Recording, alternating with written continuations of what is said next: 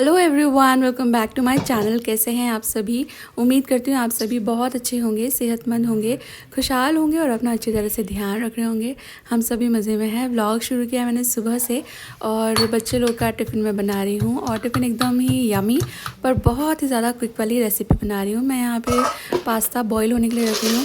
Pasta आप चाहें तो सुबह में बॉईल कर सकते हो। मेरे पास टाइम होता है इतना कि मैं इसे सुबह में बॉईल कर लूँ और जब तक ये बॉईल हो रहा है तब तक मैं और दूसरी प्रेप कर लेती हूँ। अदरवाइज़ इसे रात में भी बॉईल करके रखा जा सकता है तो सुबह 10 मिनट बच जाएंगे।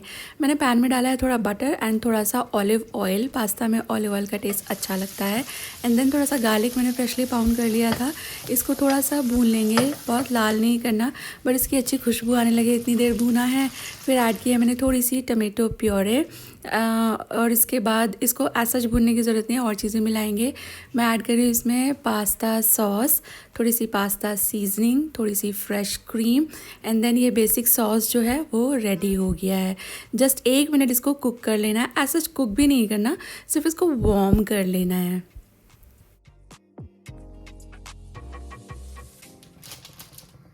और इसके बाद ऐड किया है मैंने इसके अंदर चीज़। ये डिलेक्टा का चीज़ है, process cheese slice. And then इसके बाद मैंने डायरेक्टली कढ़ाई में से ही उबलता हुआ पास्ता यहाँ ऐड कर दिया है एंड बिल्कुल बढ़िया ये रेडी हो गया। आपको घर में खाना है तो आप इसे और थोड़ा सा सॉसी रख सकते हैं, बट टिफ़िन के लिए इससे ज़्यादा सॉसी अच्छा नहीं रहेगा। एंड ये बिल्कुल बढ़िया हो गया है रेडी। एंड मैं इसको अभी सर्व कर दूँगी इस वाले टिफ़िन में। ये सानवी खुशी दोनों के लिए ही मैं लेकर आई थी, बट अभी सिर्फ खुशी जा रही है स्कूल, तो ये वाला जो टिफ़िन है ना, इसमें थोड़ी देर तक गर्म रहता है खाना, तो पास्ता वगैरह इसमें सर्व करना स्कूल के लिए देना इज़ बेटर। ये थर्मोस्टेट नहीं है तो बहुत घंटे इसमें गर्म नहीं रहता, बट जब तक उनका लंच ब्रेक होगा तब तक ये वार्म ही रहेगा। और फ्रूट ब्रेक के लिए दे रही हूँ थोड़े से ग्रेप्स।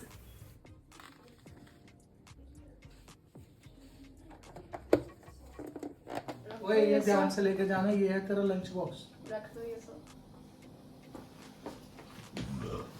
रख दो ये सब, नहीं रखूं? कहाँ रखूंगा ये? कौन ला दे?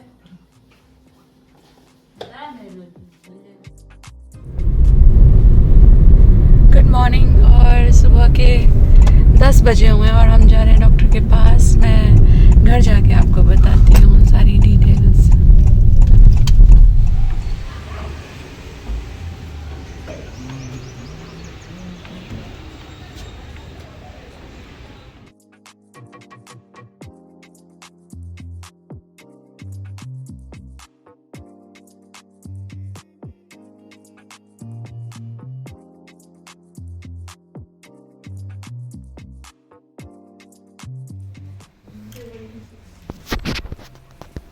और शर्मा जी लेकर आए हैं वाटर बॉटल, क्योंकि मैं जा रही हूँ सोनोग्राफी के लिए। वो लोग बहुत सारा पानी पीने के लिए बोलते हैं।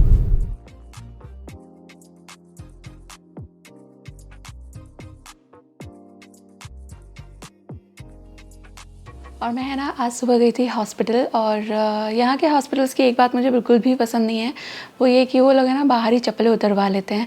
तो मुझे इतना गंदा गंदा लग रहा था वहाँ से आकर के, तो मैंने सिर धुल करके नहा लिया है। वैसे this is my second day, तो मैं बिगनिंग के 3 दिन बाल नहीं धोती हूँ, क्योंकि मैंने कहीं पढ़ा था it is not good, like take usual shower, do everything that you do, लेकिन सर नहीं धोते हैं। इससे क्या है, आपकी साइकिल भी थोड़ी सी इंटरप्ट हो जाती है and it's not good for hair also. But आज मैंने सिर धुल करके नहा लिया। एक्चुअली क्या हुआ था, मैं ना रात को वॉक करने गई थी। खाना खाने के बाद थोड़ा सा वॉक करने जाती हूँ मैं नीचे। कल रात नहीं, परसों रात मुझे थोड़ा थोड़ा सा इधर राइट साइड में ना थोड़ा सा लोअर एब्डोमेन में पेन फील हो रहा था जब मैं वॉक कर रही थी। तो मैंने हस्बैंड को बोला कि मुझे हल्का हल्का सा ना दर्द हो रहा है। एक्चुअली मुझे है ना डर्मोइड है इस वाली ओवरी में, राइट वाली ओवरी में, तो उसका कभी कभी ऐसे पेन आता है। कभी कभी जब मैं सुबह जागती हूँ और पैर बेड से नीचे रखती हूँ तो एकदम से ऐसा लगता है कभी कभी। तो मुझे काफ़ी वक्त हो गया उस डर्मोइड को, और जब मुझे पता चला था कि मुझे है तो मैं उसको निकलवाना चाहती थी। बट जो डॉक्टर थे हमारे, उन्होंने like he is a very nice person, उन्होंने बताया कि जो डर्मोइड है वो एक्चुअली नॉर्मल सिस्ट नहीं होते और वो बहुत ही ग्रेजुअली ग्रो करते हैं और इसको डिज़ोल्व नहीं करा जा सकता है, इसको सिर्फ निकालना ही इसका सल्यूशन है। बट ही सेड कि अगर आप बिकॉज़ तभी उनके हिसाब से ना निकलवा दे एट वंस वो ठीक नहीं था। तो ही वाज लाइक कि बहुत ही ग्रेजुअली ग्रो करता है, you can take some time. तो इसके बाद फिर क्योंकि हम लोग उस वक्त 2-4 डॉक्टर से मिले तो दे वर लाइक कि ओवरी के साथ ही इसको निकाल देंगे, क्योंकि जो डर्मोइड्स होते हैं वो यूजुअली ओवरी में एम्बेडेड होते हैं। तो तभी वो डॉक्टर ने बताया था कि क्या क्या कॉम्प्लिकेशंस हो सकते हैं एक ओवरी सैक्रिफाइस करने का। तो तभी हम लोगों ने सोचा था कि जब तक चल रहा है चला लेते हैं, बाद में अगर यही ऑप्शन है तो फिर यही करेंगे। But eventually we got to know कि ज़रूरी नहीं है कि आपका ओवरी के साथ ही उसको निकाला जाए, सिर्फ उसको भी निकाला जा सकता है। तो अभी मैं वापस यहाँ आती हूँ तो परसों मुझे दर्द हो रहा था ना, तो मुझे लगा कि शायद वही डर्मोइड का मुझे पेन ट्रिगर हो गया है। तो मैं वापस घर आई और मैं बर्तन धो रही थी और इतने में मुझे मेरा साइकिल शुरू हो गया। तो मुझे लगा अच्छा वो शायद इसका क्रैम्प हो रहा होगा, although I was not expecting. ये थोड़ा अर्ली हो गया है इस बार। एंड देन फिर नेक्स्ट डे हुआ और मुझे भाई साहब शाम से मेरी इतनी हालत ख़राब हुई। मेरा आज है ना, आज एक्चुअली मुझे अपलोड करना था तो पर मुझे टाइम ही नहीं मिला, क्योंकि मेरी परसों रात से इतनी तबीयत, मतलब कल रात से इतनी तबीयत ख़राब हो गई थी, पेन, बहुत ज़्यादा पेन हो रहा था। मुझे पहले लगा कि क्रैम्प्स हैं, जो यूजुअल क्रैम्प्स होते हैं, लेकिन वो इतना ज़्यादा बढ़ गया। एक बार को मुझे डाउट आया कि कहीं स्टोन का पेन तो नहीं है, लेकिन वो स्टोन का पेन है ना यहाँ से होता है, तो मुझे अच्छी तरह पता है। एक बार स्टोन शर्मा जी को भी हो चुका है, तो मैं अपने सिम्टम्स बता रही थी तो ही वाज आल्सो लाइक कि स्टोन नहीं लग रहा है, शायद ये डर्मोइड का ही है, क्योंकि डर्मोइड की वजह से हैवी हो जाती है ओवरी, तो वो कभी कभी टॉर्जन एंड ट्विस्ट के चांसेस हो जाते हैं। तो मेरे दिमाग में यही था कि कहीं ऐसा ना हो गया हो। और बहुत ही ज़्यादा मुझे दर्द हो रहा था, मैंने हीटिंग बेल्ट लगाई पर किसी भी तरह से आराम नहीं हो रहा था। और किसे मतलब जैसे लेबर का पेन होता है ना, मतलब इस स्पॉट से शुरू होता है, फिर घूम के और बढ़ता यहाँ तक आता है और उसके बाद फिर आराम मिल जाता है और फिर वापस इन अ मिनट और 2 वापस यहीं से शुरू होता है और बढ़ते घूमते वापस यहाँ आके रुक रहा है। तो इतनी मेरी हालत ख़राब हो गई। फिर शर्मा जी ने रात को ही फ़ोन किया, लेकिन क्या होता है अगर आपके पास डॉक्टर का या नज़दीकी स्टाफ डायरेक्ट का नंबर हो तो रात में वो लोग उठा लेते हैं, बट रिसेप्शन पे ज़्यादातर कोई उठाता नहीं है। तो किसी ने रात को फ़ोन नहीं उठाया, तो ही वाज लाइक कि सुबह सबसे पहला काम यही करना है। हम लोग सुबह में अपॉइंटमेंट लिया और सीधे डॉक्टर से मिल के आए। तो उन्होंने मुझे बोला कि सबसे पहले तो जो उनकी रेगुलर क्वेश्चंस होते हैं वो क्वेश्चन उन्होंने मुझसे किया, एंड देन शी सेड कि इसका पहले आप एक सोनोग्राफी करवा लो और इसके बाद फिर मैं आगे देखती हूँ कि क्या करना है। फिर उन्होंने मुझे भेजा सोनोग्राफी के लिए और मैंने वहाँ पे उनको, मतलब वो फाइल थी उसमें उन्होंने बोला था कि पेल्विस का करना है, बट डॉक्टर ने मेरा जो सोनोग्राफी करे थे उन्होंने सारा ही कुछ सोनोग्राफी कर लिया, बस पेल्विस नहीं किया। Because as I told him कि मेरा अभी साइकिल है, तो उन्होंने कहा कि वो इंटरनली होता है तो अभी नहीं हो पाएगा। फिर मैं वापस डॉक्टर के पास गई क्योंकि रिपोर्ट उनको दिखाना था, और फिर उन्होंने कहा कि पेल्विस तो हुआ ही नहीं, तो मैं फिर कैसे इस बारे में बता सकती हूँ। उनको मेरा ब्लड भी कलेक्ट करना था सर्टन अदर टेस्ट के लिए, बट वहाँ पेल्विस की रिपोर्ट ही नहीं थी, तो वो ब्लड भी उन्होंने फिर नहीं लिया। तो शी सेड कि जब साइकिल ओवर हो जाएगा फिर आना और उसके बाद फिर वापस से सोनोग्राफी होगी एंड उसके बाद फिर वो बताएंगे कि क्या करना है। तो मुझे पता था क्योंकि मैंने पहले भी जितने बार भी टेस्ट करवाया है डर्मोइड का, वो लोग इंटरनली ही करते हैं, वो उसी तरह होता है। वो सोनोग्राफी में जैसे ऊपर से जेल लगा कर करते हैं ना, उसमें वो ठीक से आता नहीं है। तो पर उन्होंने मुझे भेज दिया, मैंने उन्हें बताया भी था कि ये चीज़ें हैं, और लाइक डॉक्टर से आप क्या ही छुपाते हो, कुछ नहीं छुपाते। मैंने जाके उन्हें सभी बता दिया। स्टिल शी सेड कि आप जाओ सोनोग्राफी करवा के ले और रिपोर्ट के बाद ही बता पाएंगे। एंड वहाँ फिर डॉक्टर ने वही कहा कि अभी नहीं हो पाएगा। एंड फिर उन्होंने मुझे सर्टेन पेन किलर्स दिए, सर्टेन आगे के बारे में चीज़ें बताई। तो अभी मुझे उतना दर्द तो नहीं है जितना रात को था, टचवुड क्रैम्प्स ही हैं, और उसके लिए उन्होंने मुझे मेडिसिन दे दी है। तो मेडिसिन मैंने ली है और ये रहे मेरे दोनों रिपोर्ट। तो ये डॉक्टर का रिपोर्ट है और ये सोनोग्राफी का, तो इन्होंने सब कुछ कर लिया था। एंड एक चीज़ और बताती हूँ आपको, पहले मैं आपको ये दिखा दूँ। तो ये मेरे सारे ही इंटरनल ऑर्गन्स की रिपोर्ट है यहाँ पर। और एक चीज़ और, यहाँ पे इन्होंने लिखा हुआ भी है सब कुछ ना। तो मैंने जब ये रिपोर्ट हमको मिली ना, तो यहाँ पे सब कुछ टचवुड सब कुछ मेरा नॉर्मल है। लाइक हर चीज़ का placement and size, liver, gall bladder, pancreas, spleen, right kidney, urinary bladder, left kidney, सभी ठीक है। तो पता नहीं कैसी मेंटालिटी है यार, मतलब मुझे पता आप मुझे जज करोगे लेकिन मैं फिर भी कह देती हूँ। जब मैंने रिपोर्ट देखी ना तो आई वाज लाइक कि रिपोर्ट में तो कुछ आया नहीं, पैसे बर्बाद हो गए। तो शर्मा जी वाज लाइक कि अरे रिपोर्ट में कुछ नहीं आया तो सोचो पैसे बर्बाद होने से बच गए, रिपोर्ट में कुछ आ जाता तो पैसे तो फिर आगे लगते ना, मतलब वो होता है एक्चुअली पैसे की बर्बादी। हम लोग ऐसे ही सोचते हैं, टेस्ट में कुछ नहीं आता है तो लगता है कि मतलब रिपोर्ट अगर क्लियर आ जाए तो लगता है टेस्ट कराने की ज़रूरत क्या थी, टेस्ट में तो कुछ आया ही नहीं, पैसे बर्बाद हो गए। But I am feeling so good also. जो मेरी डॉक्टर हैं और जिन्होंने जो सोनोग्राफी कर रहे थे वो वाले डॉक्टर, उनको लग रहा था कि शायद मुझे स्टोन का पेन आया है, बट लकीली मुझे स्टोन भी नहीं है, था वो 2 साल पहले निकल गया। तो अभी सब ठीक है। माइल्ड सा फैटी लीवर आया है। आपको कुछ पता हो फैटी लिवर के बारे में जो मेरे लिए यूज़फुल इन्फॉर्मेशन हो सकती है, like what should I do, तो मुझे ज़रूर से बता दीजिएगा। क्योंकि यूँ तो गूगल पे बहुत कुछ इन्फॉर्मेशन अवेलेबल है, बट जिसने जांचा परखा किया हो उसका जो फीडबैक है वो हमेशा ज़्यादा वैल्यूबल रहता है। तो बस इतना ही है, बाकी सब ठीक ही है। अब मैं जाऊँगी वापस थोड़े दिन बाद, और मैं अब सोच रही हूँ कि जो मेरा ये है ना डर्मोइड, अब मैं इसको रखना नहीं चाहती। लाइक अभी मतलब मेरी डॉक्टर भी मुझे यही बोल रही थी कि जो चीज़ शरीर के लिए ज़रूरी नहीं है, जो इवेंचुअली आपको निकालना ही है, तो उसके लिए काहे को इतना और वेट करना, तो इसको निकलवा ही देंगे। तो उसका लैप्रोस्कोपी के थ्रू ऑपरेशन होता है। पहले मुझे सिर्फ यही डर था कि ओवरी सैक्रिफाइस करनी पड़ेगी। जिससे भी पूछा उन्होंने मुझे यही सजेस्ट किया, मेरे डॉक्टर ने भी यही सजेस्ट किया था, सोनोग्राफी वाले ने। सच अ नाइस डॉक्टर, तो उन्होंने मुझे बिल्कुल ऑनेस्टली बोल दिया था कि देखो ये डर्मोइड है और इसके साथ जो ओवरी है वो भी चली जाती है मोस्ट ऑफ द केसेस में, और ये बहुत ही ग्रेजुअली ग्रो करता है, और फिर ओवरी जाने से उसके कॉम्प्लिकेशंस हो जाएंगे। तो फिर तुम देख लेना, बहुत ज़रूरी नहीं है कि तुम अभी इसको रिमूव करवाओ। तो इस वजह से हमने रखा, तो इस वजह से भी हम लोगों ने उस वक्त इमीडिएटली उसको नहीं रिमूव करवा दिया था। But now I am planning कि अभी काफ़ी वक्त हो गया है, अगर इस तरह बार बार होगा तो फिर बहुत मुश्किल होगी। ग्रेजुअली मेरी एज भी बढ़ रही है, तो वो एज इंड्यूस्ड भी बहुत सारी चीज़ें आ जाती हैं। जैसे कि मुझे ऑलरेडी बहुत लोग पूछने लगे हैं मेनोपॉज के बारे में, तो I am nowhere close to it.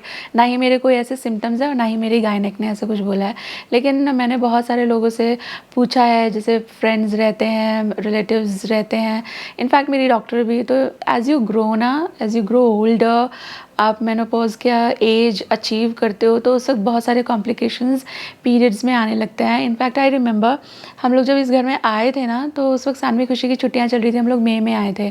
तो उस वक्त मैंने ना एक डोमेस्टिक हेल्प थी मेरी, तो वो मेरे यहाँ पे काफ़ी घंटे रहती थी। तो वो थोड़ी सी बड़ी थी एज में, एंड वो मुझे वही बताती थी कि दीदी अभी तो इतने कम दिन में वापस उसको पीरियड्स आ गया है, और इस बार इतना पेनफुल है, उतना पेनफुल है, एक ही महीने में 2-2 बार। तो she was very close to her menopause. तो थोड़े कॉम्प्लिकेशंस तो उस वक्त रहते हैं, बट आपके गायनेक के टच में रहिए, ना सिर्फ इन चीज़ों के लिए। जैसे थायराइड की भी मैं एक बात करूँ, मुझे थायराइड है ना, तो मुझे बहुत सारे फ्रेंड्स व्यूवर्स पूछते हैं कि आप कौन सी मेडिसिन लेते हो, कितने एमसीजी की है, थायराइड को मैनेज कैसे करते हो।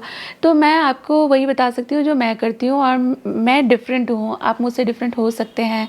मेरा थायराइड हाइपो है, आपका हाइपर हो सकता है, और आप कितने एमसीजी की टैबलेट लेते हो। तो I am not the right person, मेरे कहने का यही मतलब है। Your gynaec is the right person. आप जाके उनको सब कुछ बताइए, वो हिस्ट्री सारा कुछ कंसिडरेशन में लेते हैं। दूसरा, थायराइड इज़ वन थिंग, आपकी और कितनी अंडरलाइंग कंडीशंस हैं, आपको बीपी का इशू है कि नहीं, आपको पीसीओडी है कि नहीं, और भी बहुत सारी चीज़ें होती हैं। आपके बच्चे हैं नहीं हैं, बच्चे हैं तो कैसे हुए हैं बच्चे, सिजेरियन, नॉर्मल, तो वो सारी चीज़ें ध्यान में रख करके फिर जो डॉक्टर है वो आपका जो कोर्स ऑफ मेडिकेशन डिसाइड करते हैं। तो मैं फिर वही बोल रही हूँ, आपका अगर कोई गायनेक फिक्स नहीं है तो करिए, बिकॉज़ फीमेल बॉडी को एक गायनेक की ज़रूरत हमेशा रहती है। ऐसे भी रेगुलरली भी चेकअप कराते रहना चाहिए। भगवान ना करे कोई प्रॉब्लम ही हो तभी आप जाएं, बट ऐसे भी 6-8-10 महीने 12 महीने में एक बार चेक करा लेना चाहिए अपने hormonal levels, and there are so many other things. तो आपको एक अच्छी डॉक्टर गायनेक ज़रूर अपने लिए फिगर आउट आप कर लो, अपने पास एक रहना ही चाहिए जो आपको थोड़ा फ्रेंडली लेवल पे भी एडवाइस दे सकें। अभी अच्छा लग रहा है, मतलब सबसे ज़्यादा अच्छा तो मुझे यही सोच के लग रहा है कि मेरे रिपोर्ट्स नॉर्मल आए हैं ना, आगे भी सब अच्छा ही होगा।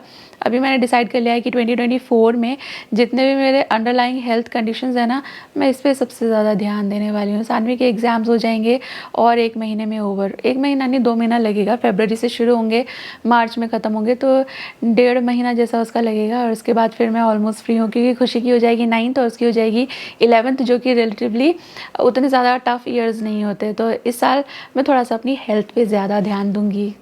और आज लंच में खा रहे हैं, क्या हुआ आज लंच में खा रहे हैं हम लोग, लंच में खा रहे हैं हम लोग रात का ही बचा हुआ है, दाल चावल बस यही बचे थे, कुछ बनाया नहीं है, क्योंकि मैंने ना हस्बैंड बना के लेकर आए अभी चाय। अरे ये तो ये वाले कप निकाल रहा है यार, ये वाले कप है ना, दोनों बहुत बेकार निकले हैं। मैंने लिए थे अमेज़ॉन से, वैसे बहुत सुंदर है, पर इसका एक हैंडल में क्रैक है, जो तुम्हारे पास है उसी में क्रैक है, तो ध्यान से। हाँ ये हट रहा है इसमें से। हाँ, और वो आप देख रहे हो वहाँ शर्मा जी के पास रखा हुआ है एक केक। तो ये वाला जो केक है ना, ये कहाँ से आया हस्बैंड? कौन से? इस्कॉन से। ये उधर थोड़ा कृष्णा जी डोनेशन, के वहाँ से आ रही है। हाँ, ये उस वाले मंदिर में डोनेशन करते हैं, दिल्ली वाला इस्कॉन ना, नहीं ये भिवंडी में। भिवंडी में है।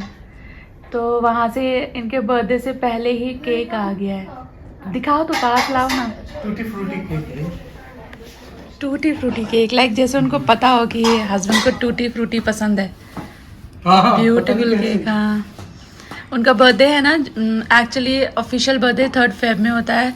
वो बोर्ड में जब फॉर्म भरते हैं ना, उस वक्त की एरर की वजह से 3rd Feb हो गया, 3rd September की जगह। तो उसी हिसाब से इन्होंने केक भेजा है।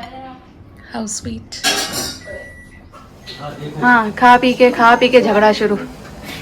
शेक बना रहे हो, जो फूड अंदर गया उसका शेक। हाँ, बाहर मम्मी पापा आए हुए हैं और यहाँ खाना पीना होने के बाद डिश वॉशर लग गया है और मैं बना रही हूँ चाय हाजमोला वाली। हम लोग का डिनर हो चुका है और मम्मी पापा बोले हैं जब बोले। छोटे थे बेटे, हम क्या करते थे, आग जलाते थे अंगीठी में, हाँ जी, उसके ऊपर ऐसे वो आते थे, इनकी टहनी है पूरी, टहनी बोले ऐसे डालते थे, घूमते रहते थे, बैठ के खाते सब। एग्जाम होते थे ना, एग्जाम के टाइम पे। हाँ,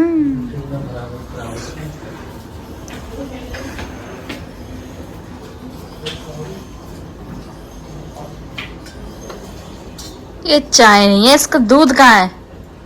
अरे इसमें दूध नहीं डलता, ये हाजमोला वाली चाय है। और ये बड़ी मम दादा जी को भी बहुत पसंद है। ये देख, मसालेदार चाय। इसकी चाट बना लूं? चाट बना देना इसके अंदर। ये तो फटाफट से पक भी जाते हैं, ये तो तवे पे भी भूनो तो भी हो जाते हैं। कच्चे सोते हैं। शर्मा जी कह रहे थे कि ये ले लो, मैंने कहा छिलवाओगे तो ही लेना, तो तब तो कह रहे थे छिलवा दूंगा, और अभी भी यहाँ आप दोनों हो, वो चले गए।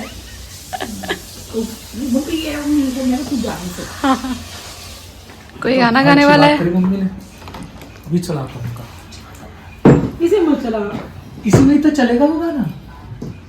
तुम गाया है। म्यूजिक चलेगा, ये गाना गाएंगे। कल भी शर्मा जी ने कितना, पौना घंटा की 1 घंटा, ऑलमोस्ट 1 घंटा। 1 घंटा रियाज किया था। रियाजी हो गया उसका।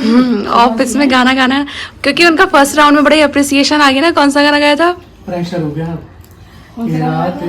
मौसम नदी एक और भी गाया था जब मस्त थे, राधे श्याम में से गाया था। हाँ, ये गाना जो ये बता रहे हैं ना, कितना हफ्ते भर पहले ऑफिस में गाया था, तो इनका अब आगे के लिए सिलेक्शन हुआ है। सिलेक्शन हुआ है?